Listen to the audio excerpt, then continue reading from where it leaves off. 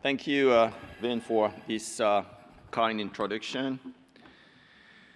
So this is first my disclosures. What are we talking about when we use VA ECMO as a bridge to what seems reasonable, as we can see, as we will see in the next slide?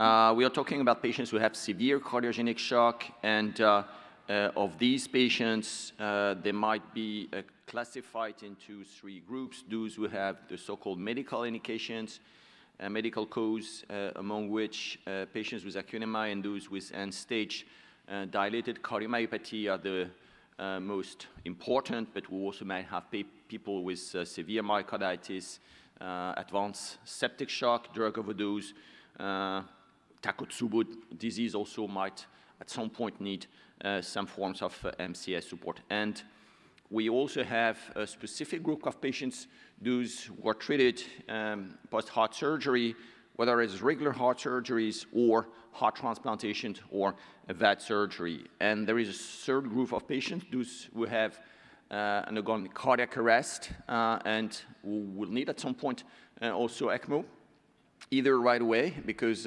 it's a refractory cardiac arrest, or in the hours following admission to the ICU, where some patients might develop refractory cardiogenic shock related to cardiac arrest in the hours following the arrest. So this is the population of interest. And now VA ECMO might be used as a bridge, the classical bridge, the bridge to recovery, hopefully, in most patients. Once there's some recovery of the heart functions, it's classical for myocarditis patients, for example. It might be a bridge to bridge. Those MCS, temporary MCS, may be used for a couple of days, up to 2-3 weeks, and then at some point you need another machine to bridge the patient to another strategy, whether it's VAD surgery or transplantation. VA ECMO is also more and more frequently used as a bridge to transplantation in those patients who do not have a chance of recovery, patients with end-stage dilated cardiomyopathy who arrive in end-stage cardiogenic shock. In those patients, there's no hope of recovery. There's no reason to try to wean those patients from the device, and they may be bridged to transplantation. With the more classical and bigger VADs, those machines may be used as a destination therapy, especially with the left VAD, the HeartMate 3. This is some kind of devices which are now, especially here in the US, used as a bridge destination therapy with no further decision to go to a transplant anytime. But now in the acute setting, those machines, and especially these temporary mechanical support device, might be used as a bridge to decision, a bridge to whatever seems reasonable, including withdrawal of the device after a few days if pursuing assistance becomes futile. So which mechanical pump?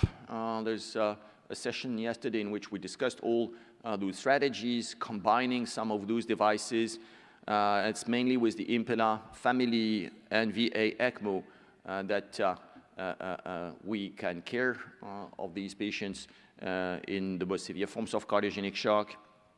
ECMO is one of the machines which is the most versatile, and especially because it's perfectly adapted to the support of patients who have biventricular failure. And up to 75% of all those patients in need from temporary MCS might actually have biventricular failure. And it's only with this type of device that it's going to be possible to rescue these patients. If you go for a left impella, for example, it will not be enough in most patients, so you will have to add on top of that another machine, might be a right-sided impella or a ProtectDuo cannula connected to an ECMO system. And VA ECMO is now easy to set up if you use the percutaneous fem-fem cannulation. The machine can be in place for up to 3 to 4 weeks, once again, until a decision has been made, whether it is just removing the device because the heart has sufficiently recovered, or you will go for another type of treatment like transplantation. Still, VA ECMO has a major limitation, is that it's reinjects the blood counter current within the aorta. It increases the LV and diastolic pressure and increases the risks of pulmonary edema. So there is a whole set of strategies which have been developed to protect those patients from developing severe pulmonary edema. It might just be the simple balloon pump. The ECPella strategy, sealing the impella to the ECMO device, is another very successful strategy. Also very encouraging results published recently in patients, for example, who will be a heart transplant candidate. You might also open up a hole between the two atrium with balloon septostomy, which is also very successful, and there's no need to repair that because the patients will go to a heart transplant, so everything will be fixed at that time. So this is another very successful strategy, also equally for those patients. For now, it's mostly patients with the SCI-E classifications who go for ECMO. This is something we have studied here in a series of 138 patients, and the survival rate was close to 50%. It was less than 20 10 years ago. We are talking about patients who have acute MI here, and of these, 68 had a successful weaning when the machine was removed. The next step now is to test inclusion of less sick patients, let's say patients from the class C of the SCI classifications, class C, D, and E. And there are 2 randomized trials running right now in Europe testing this early strategy of VA ECMO in the setting of acute myocardial infarction. A few words about weaning. First, the definition of weaning, which should be applied if you want to evaluate your results. It's a machine which has been successfully removed without the need for another type of mechanical support within the next 30 days. Otherwise, it's not a successful weaning. We have tested some strategies in a paper published 10 years ago now in a series of 51 patients. And the strategy here was to decrease the blood flow on the machine. The patient had to be stable with very low dose, no vasopressors.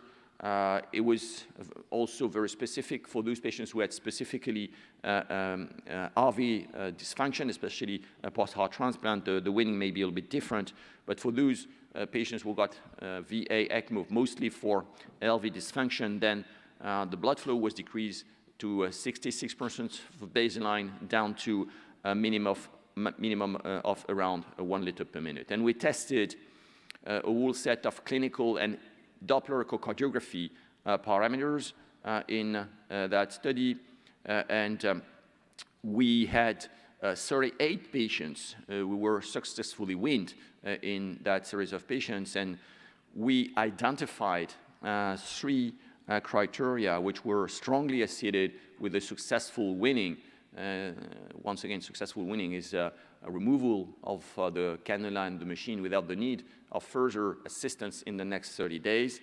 It was the aortic VTI, the LV ejection fraction, and the tissue Doppler velocity of the lateral mitral annulus. And when looking at individual data now, there was a good separation of the data. On the left panel here, you can see the aortic VTI when it was over 12 at the minimum ECMO flow. All patients got a successful removal of the device. Same for tissue Doppler velocity above 6 centimeters per second, which also nicely identified those patients with successful weaning. It was not the case for pulse pressure, for the ejection fraction, also not the case for the velocity of the transmitral flow or the ratio of this E value to the diastolic velocity of the mitral annulus also, which is highly correlated to the LV and diastolic pressure, but there was no difference here in between those patients with and not with. So we have these two parameters which are highly predictive, and this is what we summarized in this What's New in Intensive Care Medicine a couple of years ago with a four-step strategy to evaluate the winnability of the patients from the first, which identifies a patient who has a cardiomyopathy which might recover, then to evaluate hemodynamic stability, to make sure there is no pulmonary dysfunction, which might need some additional types of support. And when the patient tolerates this full winning trial with the blood flow on the device decreased to around or a bit less than 1 liter per minute, and having both aortic VTI and the tissue, systolic tissue velocity of the mitral annulus of a 6, the probability of getting a successful winning is very high. The next steps now, drugs to optimize winning. There's a lot of research on levosimendan, which is a long-lasting inodilator, which may also help and facilitate the winning. There's some little case series, retrospective in the literature suggesting that it might even improve the mortality survival rate of those patients. I'm not convinced that this is actually the case, but we need to go further now, and this is what we are doing with the Levo ECMO randomized study, in which patients who got VA and who have a cardiopathy with a good chance of recovering, we are randomizing them very early in the first 2 days after cannulation to a levosimendan 24 hours IV infusion or a placebo. And this drug is perfused at a rate up to 0.2 mic after 2 hours. And the primary endpoint will not be mortality, because we don't believe that it will modify mortality, but it's the time to successful winning from the machine within the 30 days following randomization in the presence of a competing risk, which is death or winning failure. Of course, death is also a good way to get a very short ECMO run.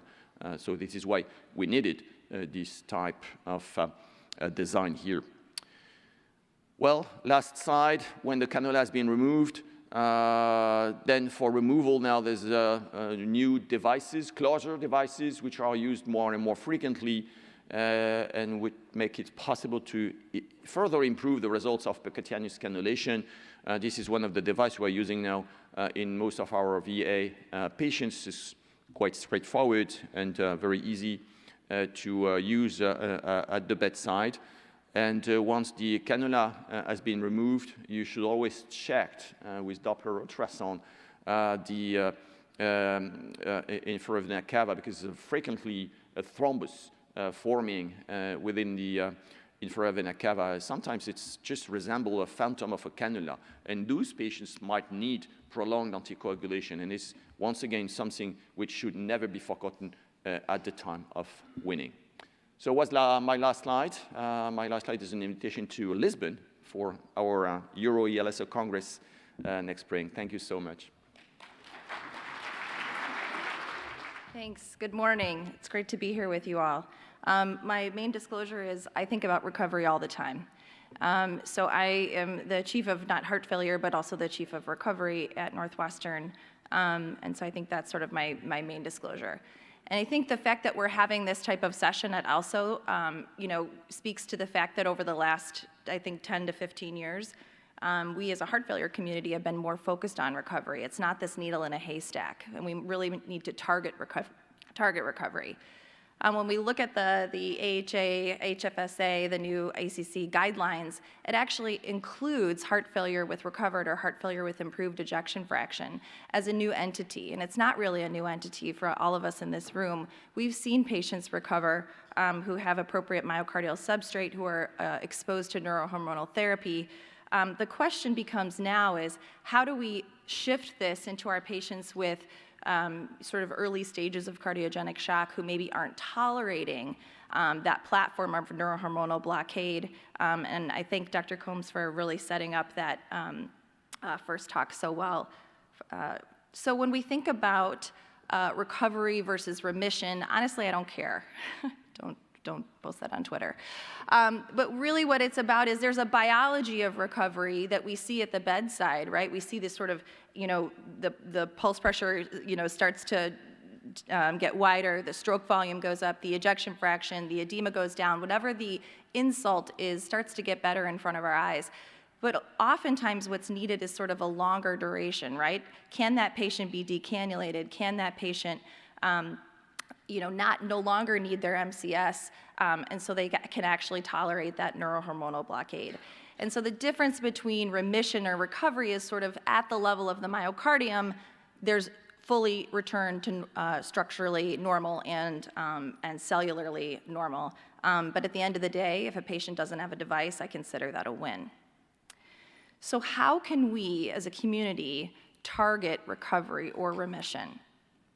And if you go to one spectrum, you have patients with LVADs, right? So this is great work from Emma Burks. I think all of us are aware of this from the Restage trial. This is dramatic unloading, and this is taking a population who's likely to recover, patients with non-ischemic dilated cardiomyopathy, younger patients, who have an LV end-diastolic dimension less than 6. They've got less than 2+ MR, and they are exposed to dramatic neurohormonal blockade. It did not include the ARNI compound, but beta blocker, ACE, angiotensin receptor blocker, spironolactone, patients no longer needing diuretics because they no longer have the heart failure syndrome.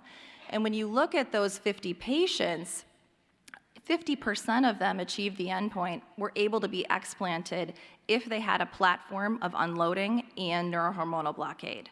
So that's really the key, I think, when we think about this from a heart failure, chronic heart failure perspective, and then how can we shift that to a patient with more acute heart failure.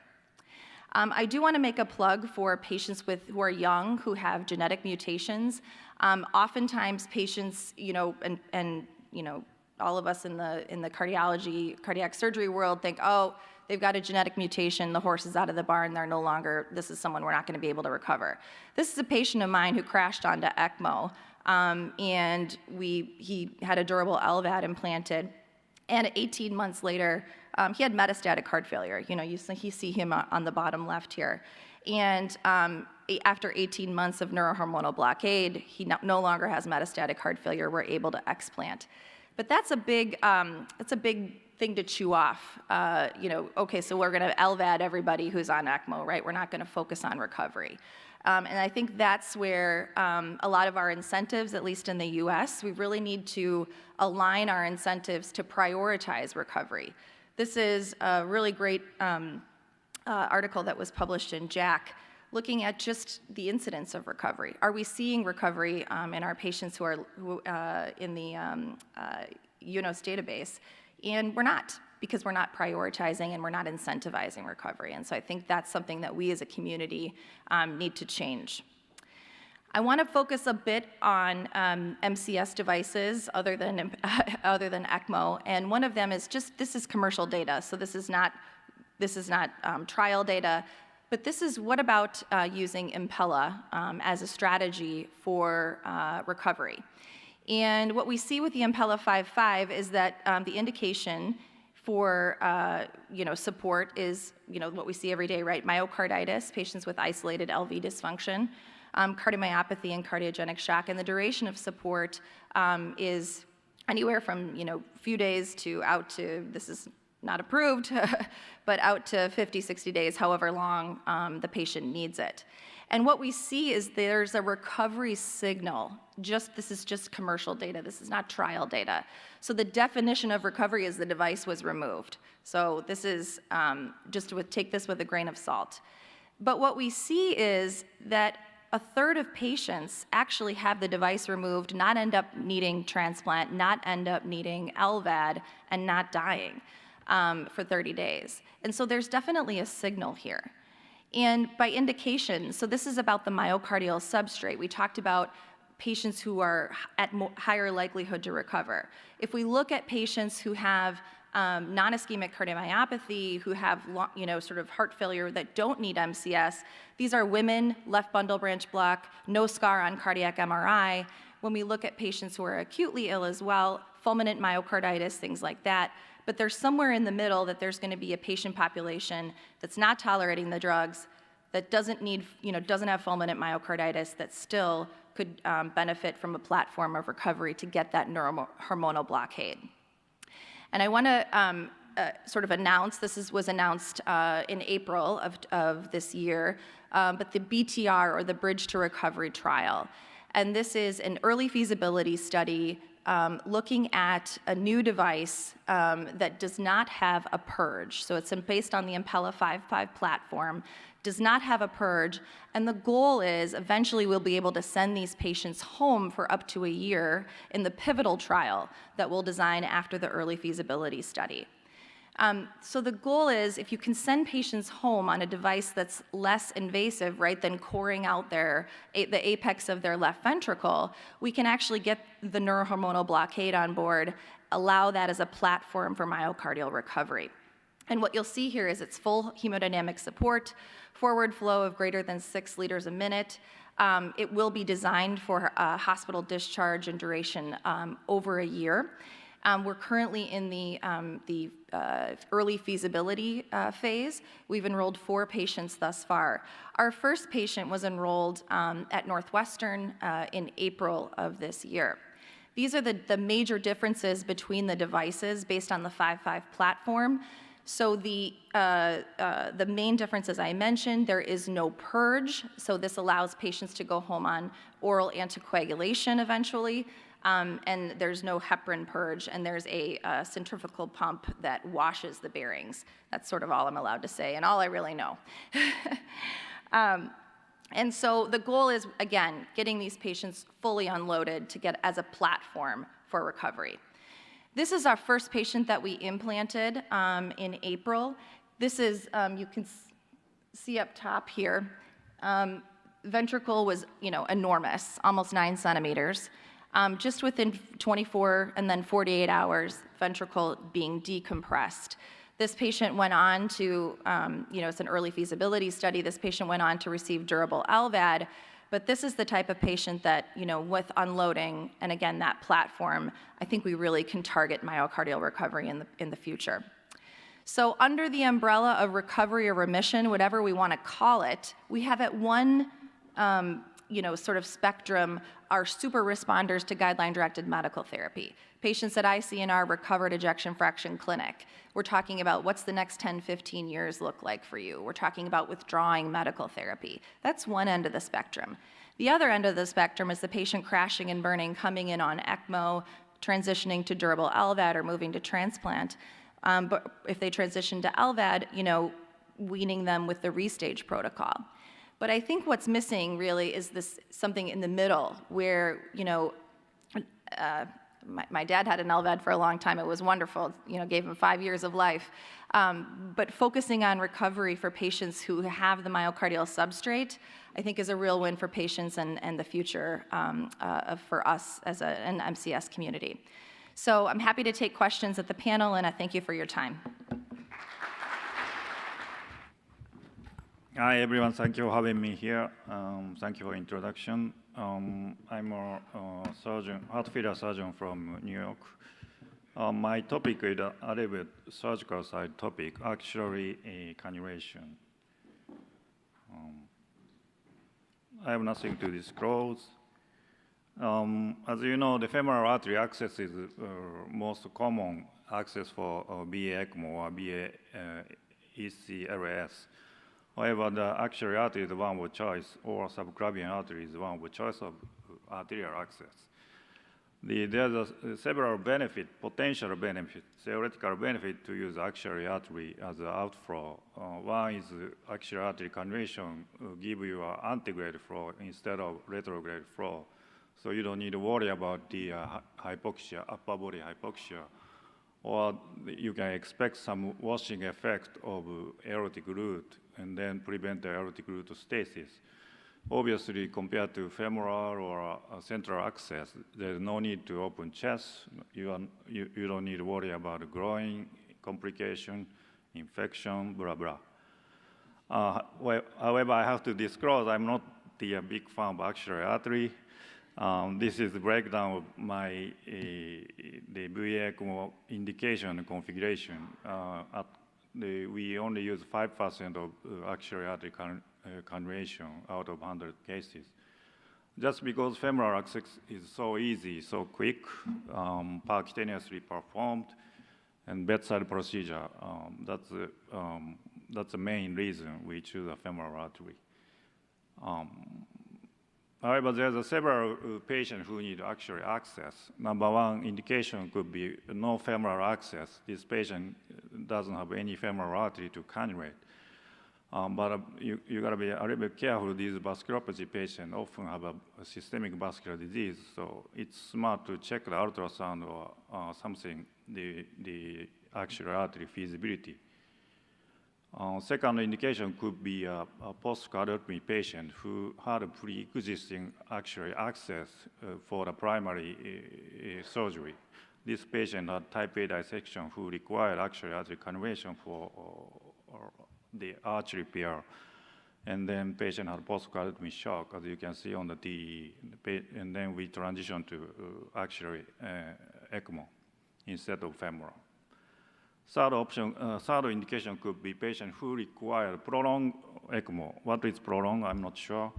But the upper body configuration, my colleague Matt published the 2014 sports model. I like this naming.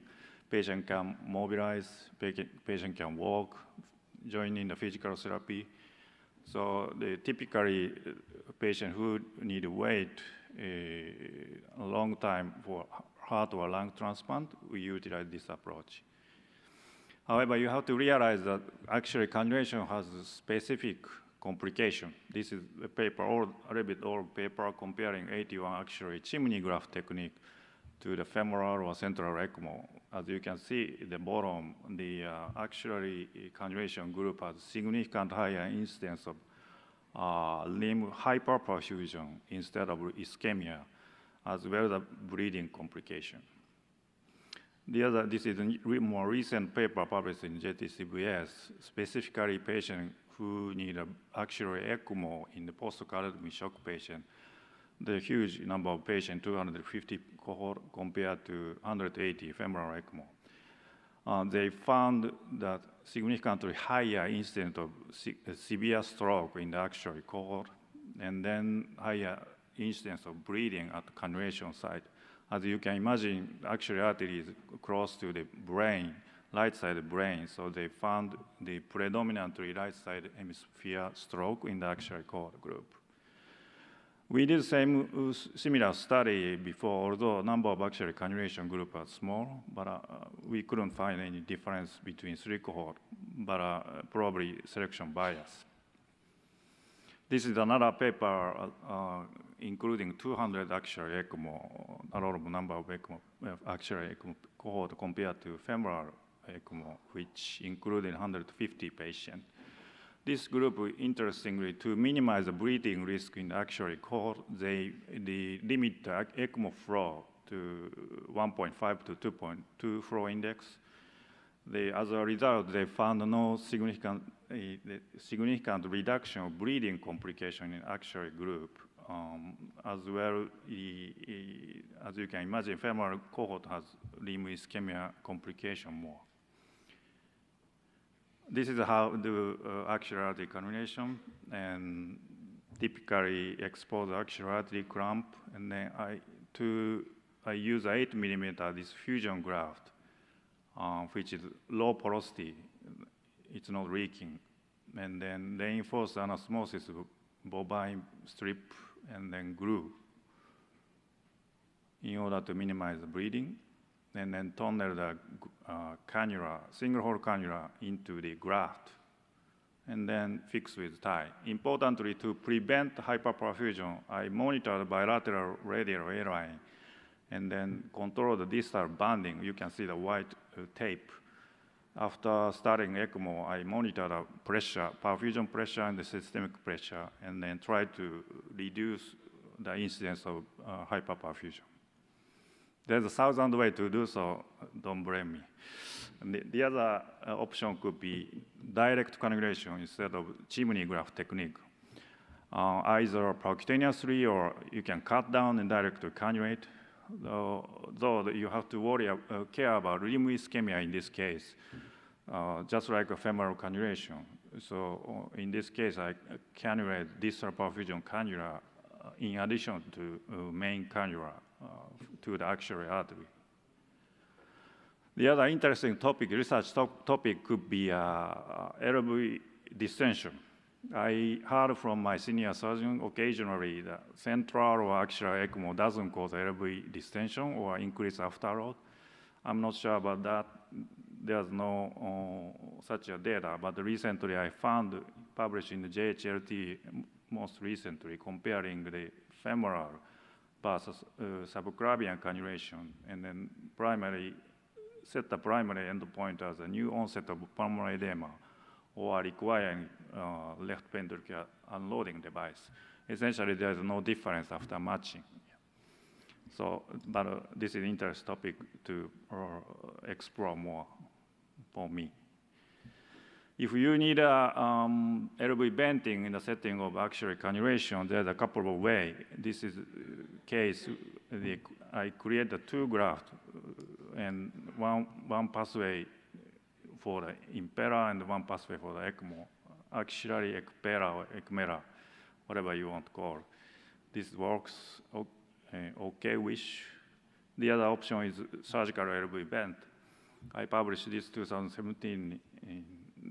The direct venting can be done through the small left thoracotomy and then combined with axillary ECMO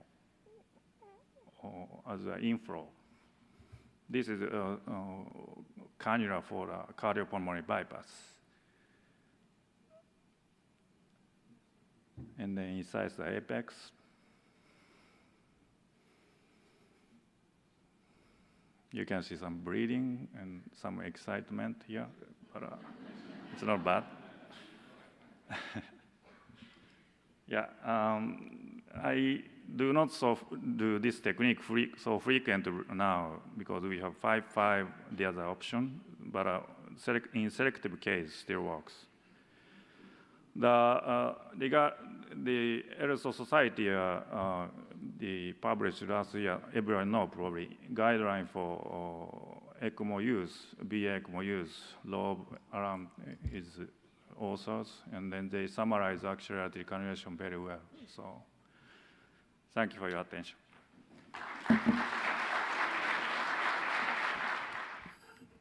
Good morning. Thank you again. I would like to thank Elso for, again, the privilege of the floor. So we all know that there is so-called obesity paradox. Well, I'm not a little bit quite glad about that. I don't know why, but I feel reassured. So, so we know that in ICU we have this effect. And recently, the presence of an obesity paradox has been suggested also in the ECMO field. So we know that this can be confirmed or not. So I'm going to show you some evidences what have been really published or, say, suggested in the literature. So just to start with, I want to show a little bit some problems, because, and I think that the pictures you're going to see now gives you a real clear idea. So this can be really a problem. So I don't know if the obesity paradox can really work in this case, but I tell you, I discussed with the colleagues, and this is really a challenge. And I will go back to this topic at the end of my presentation, because I think a cannulation, of course, in this setting is very troublesome, and there are, I think, in my point of view, new techniques, and I will show you a few examples. So just to talk about data. So again, here you can see Cho and colleagues, the obesity paradox is, in their experience, confirmed.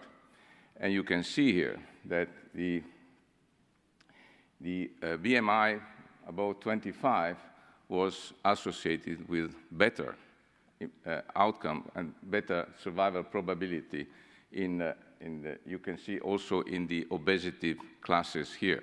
So in their experience, obesity paradox is indeed confirmed. Look here, David and colleagues, again, another paper, and they confirmed the same findings. You can see here, BMI above 3 is associated with better outcome, again. If we look at Lee and colleagues, again, this is quite a recent paper, and you can see, again, a favorable outcome in patients with a superior BMI. You can see normal weight, overweight. So it looks like this is quite an interesting finding and outcome in an ECMO setting. And you can see overweight was associated with lower mortality, in this case in acute MI patients.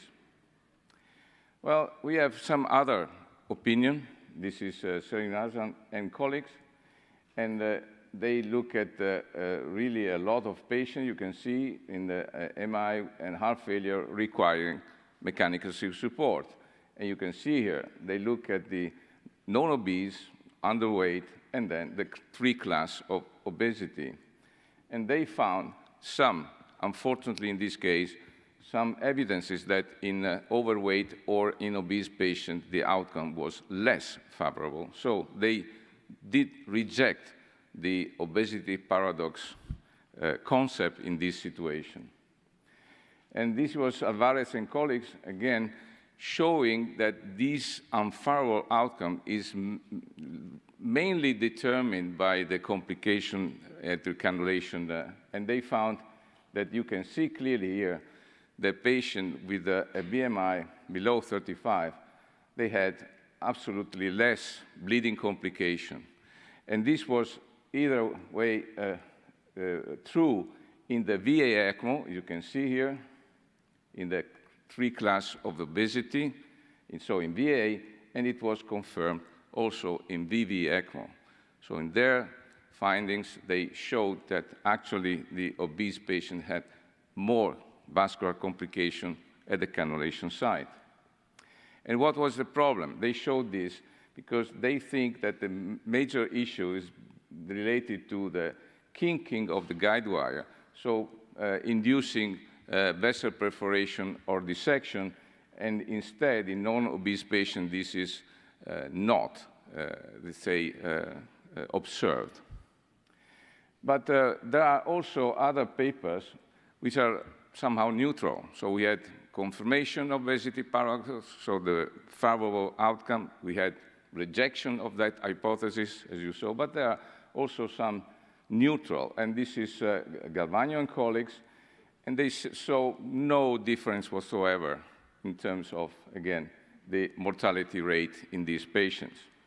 And this was, again, Powell this is important because, as you know, during the COVID period, the obesity was considered almost a contraindication for COVID-19 patients undergoing or selected potentially for ECMO. And they found no difference whatsoever in their experiences according to the BMI grouping. This was confirmed by many other papers. You can see here, Salna, Arsalan, and other Zachary Cohn and colleagues, and also Monguero and colleagues. And this series, they all showed no difference whatsoever, so they say a sort of neutral findings regarding obesity and outcome for ECMO. But I want to show you something that I'm going to present within 2 weeks at the European Association of Cardiothoracic Surgery, so at the European Congress for Cardiac Surgery. We made this study. The study is PELS, it's more than 2,000 patients, and we look at the correlation between BMI and ECMO, of course, in post-cardiotomy setting. So we had all adult patients. You can see the phase of enrollment was 20 years time. And we had more than 2,000 patients for 34 institutions and from 16 countries.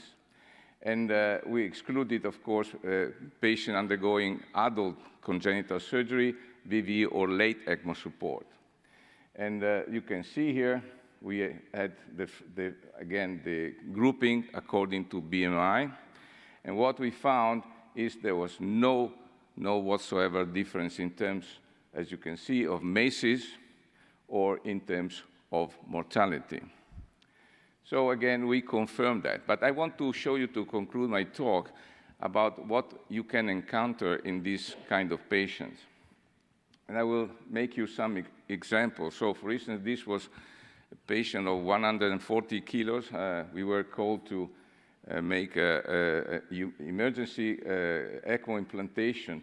But what we found, unfortunately, is that the femoral artery was closed between the cannulation, and so we couldn't really get access to the distal perfusion cannula. So what we did is we looked at with the echo, which was, if it was available on another site, and we found another site more distally, and the percutaneous technique, we could cannulate the superficial femoral artery, and this was okay. So based on this experience, we are now doing this kind of technique in all obese patients, or in patients where the femoral, the groin, is not really accessible for the distal perfusion.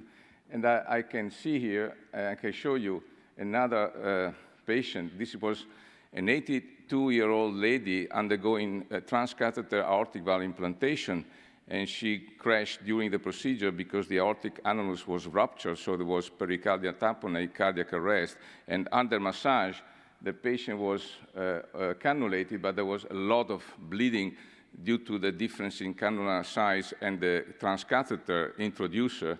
So the cardiologist put immediately a compression device after cannulation. There was a lot of bleeding.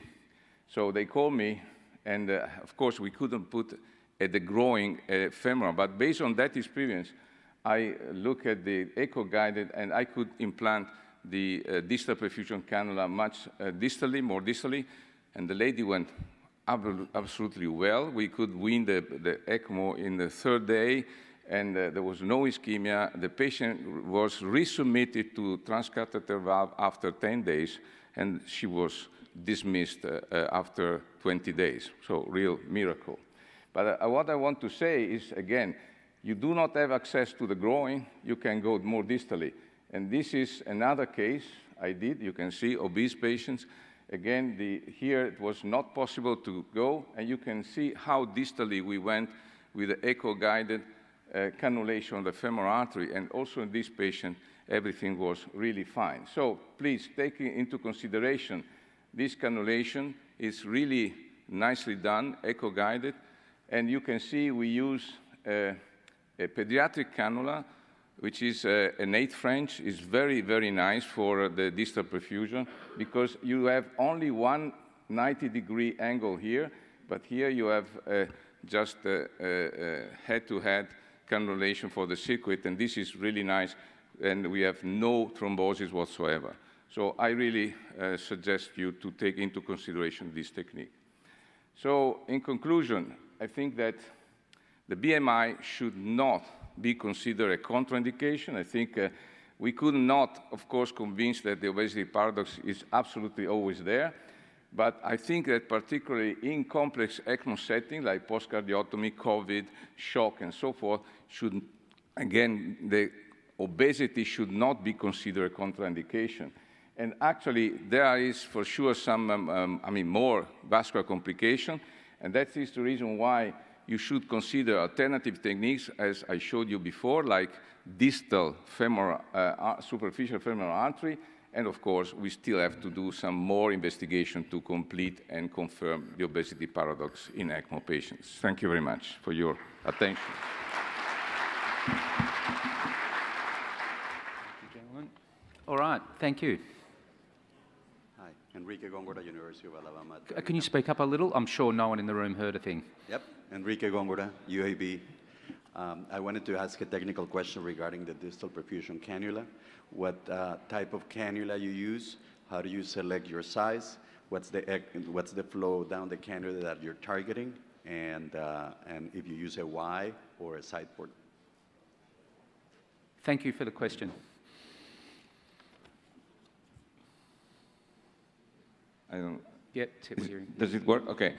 You mean only the distal perfusion cannula, right? We have 8 or 10 French, but I think I've been using almost all the time that 8 French, and this is a pediatric cannula, but now there is a new cannula which is called Mini, made by Medtronic, is specifically done for, but it is the same cannula, so it's a pediatric, so to say, aortic cannula, but you have the arterial and the venous. I use 8 French, and as I said, that was due to an emergency case. We went to the Doppler technique, and it worked fine. And so, particularly in this kind of patient, obese patient, it's much better to go more distally. And with this technique, we have only 4 patients now, but it was perfect all the time. So again, 8 French, echo-guided, and we use the same technique of the circuit, so from the arterial cannula.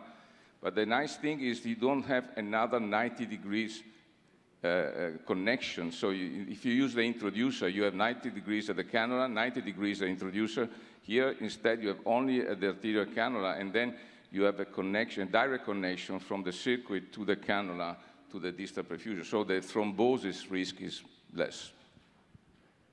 Can I just, before you had the next question, ask also about whether you scale or whether any of the speakers have opinions or evidence about whether we should scale the size of the distal perfusion cannula to the arterial ECMO return cannula. Because if you've got a small femoral artery and you put in a small ECMO return cannula and you use a large distal perfusion cannula, most of your flow will actually not be where you think it's going. It might actually be going down the other direction. I tell you that our very, lasting 3 years experience, we had no ischemia complication, and this is always using smaller cannula, but also the distal perfusion. So we do not rely on the, let's say, the ratio between the cannula and the vascular access or the arterial vessel. I think I would never suggest to start cannulating and then looking whether you have ischemia or not, even if you use a 15 or 17. Always use a distal perfusion cannula. Are there any other views from the group before we move on to the next question? You're all happy? All right, thank you. Hi. My question also for Dr. Roberto. Can you speak up a little bit? It's hard to hear. Yeah, okay. My question for Dr. Roberto regarding also technical issue. I'm a cardiac surgeon. I don't know, I prefer as a surgeon to open, especially in the obese patients. I immediately go and open, I expose the artery and expose the vein, and so I have enough space for the distal perfusion cannula, and I don't have any issue regarding the space between the skin and the artery, so I lose 3-4 centimeters from the cannula. So you mentioned only the percutaneous, and from my point of view as a surgeon, I immediately go for open technique. I fully agree, but I tell you why I designed also this. If you have a 150, 160, 170 kilos patient under cardiac arrest, I tell you, even opening is not that easy. I mean, you have to have someone taking the belly up. That's not really. So I think that percutaneous cannulation can give you some more, possibility, but at the same time, I also use a lot of times opening. But again, the issue is when you cannot do or perform the distal perfusion cannula because of any reason, please consider the distal side, because then you have less tissue there, and you can go echo-guided, and it's as effective as, cannulating at the groin. But I agree with you. I mean, sometimes going with the open cut is better because you have everything under vision. Yeah. But sometimes that is not possible. So you should have all the options in your hands. Okay, thank you so much. Yes, go ahead. Hey, hello. My name is Amir Kaki. I'm an interventional cardiologist from Detroit. And I was interested to get your opinion on the distal perfusion. So we routinely put it in all the patients a priori, but we use, because we're totally percutaneous, we try to use a sheath, a small sheath, 5 or 6 French. In your case that you showed, how do you close these? Because with a morbidly obese patient, and it's very distal, for us who are percutaneously closing these to get hemostasis, how did you get hemostasis when you wean these patients off? You mean the withdrawing the distal perfusion cannula? Correct, when it's time to come out. Manual? Sure, and you compress, there's no problem. Okay. No problem. Of course, all the time I remove cannulas, the perfusion cannula or the distal perfusion cannula. I've always the vascular surgeon with me because I want to check immediately with echo the perfusion after cannula removal because sometimes you can have embolization and you are in the OR. I always do in the OR. And if you need anything, you can do immediately. So either if you have open or you have closed, but you can do Fogarty or whatever immediately. I don't want to go to the ICU back and then after 6-7 hours being cold that the limb is cold, is ischemic, lactates are going up. No, I will do that immediately after cannula removal. So we check immediately. But we do manually. So we compress after the distal cannula is removed. So what we do is we have another arterial access site, and on the smaller bore ones, which I guess we could apply to the bigger bore ones, is we use endovascular balloon tamponade. So we take it out, we blow the balloon up, and then we get a digital subtraction angio to make sure there's no thrombus. But the distal perfusion cannula like this, usually if you remove it, it's not a problem. Not a problem. Okay, thank you. Thank you so much. It's really interesting to see, of all the area we covered in those talks today, how one of the little details of mechanical support comes to our mind so much because we hate this complication of dead legs. We're going to move to this side next. Hi, Brett Wakefield, Cleveland Clinic, cardiac anesthesia. Question about axillary cannulation. If at some point you need to put a distal reperfusion cannula in, how are you doing that? How far are you putting it in? And what are your thoughts on doing a radial retrograde reperfusion? Thank you for your question. We monitor usually for DPC, we use a near saturation monitor. If saturation monitor drop, we do selectively. Loeb said everyone, but we do selectively. Incidence of limb ischemia around 1% for us, which is, I think, low. But we do selectively, regardless of site. Actually, femoral, we put the near spot and tissue saturation below 50, we're going to put the distal perfusion cannula. We pass string and then... Can you speak a little closer? Yeah, we pass string, put the suture, and then deliver a micropuncture wire to the distal arm, and then just put the DPC. Yeah. Like a 6 French, just all slightly in, or? For that picture, I use the cannula Loeb used, the 8 French pediatric cannula, which is flexible and doesn't kink. That's why we also use it. Yeah. Do you have any experience putting retrograde in the radial? No, I think it's a good idea. You should try.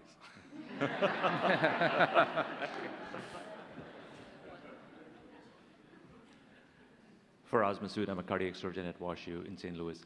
I have a question for Dr. Takeda.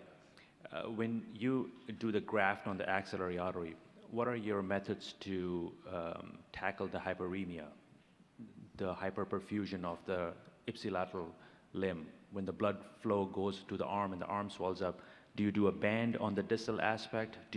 What kind of band? What is the method? I do a band. I lost one patient after axial cannulation. So since then, I monitor bilateral arm pressure. One is perfusion pressure, one is systemic pressure. And then place a band, just vascular tape around it, and then snare down by checking the arterial pressure try to equalize or less than 120 millimeter mercury. And when Then you I never have the hyperperfusion syndrome since then. and when you cinch it, you keep putting clips until the blood pressure gets better. Yeah. Thanks. Thank you. Davina Twazan from Houston Methodist. Can you speak up? Sorry. I'm from Houston Methodist Hospital. I'm a cardiovascular intensivist. I have a question for each speaker.